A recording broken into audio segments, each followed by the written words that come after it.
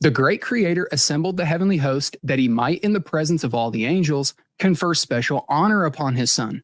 The Son was seated on the throne with the Father, and the heavenly throng of holy angels was gathered around them.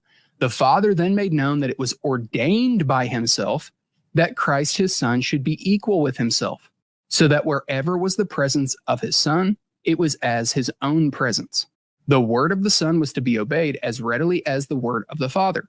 His Son he had invested with authority to command the heavenly host. Especially was his Son to work in union with himself in the anticipated creation of the earth and every living thing that should exist upon the earth. His Son would carry out his will and his purposes, but would do nothing of himself alone. The Father's will would be fulfilled in him. So God the Father called the heavenly host together to let them know that he had ordained that Christ should be equal with himself, such that when Christ gives a command, it was to be seen as though the Father was giving that command. He was invested with this authority from the Father to be the head of the angels in heaven and would also be involved in the creation of the earth with the Father. This was the next paragraph after the previous quote that we read. So Josh, was Jesus exalted to be made equal with the Father at some point prior to the creation of the earth?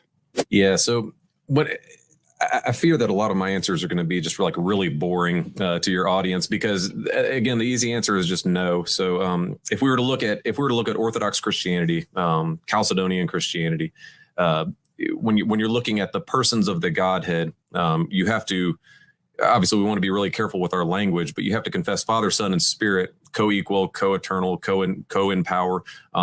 Oftentimes we'll use very specific language to even differentiate the persons of the Trinity, just to avoid any sort of semblance of one being over or against the other. And that plays into a lot of what we're talking about here. The only times you get a reference in Scripture about Christ being made higher is specifically in regards to his economic work. So Christ taking on flesh, the whole mystery and miracle of the incarnation, and Christ walking among us on this earth. There was a sense in which in his humanity he experienced things, but that's never at the sacrifice of his deity. So even when we talk about him being above earthly powers, a lot of this language has to do with what he accomplished in creation. It's not referring to what he has accomplished as God or as creator.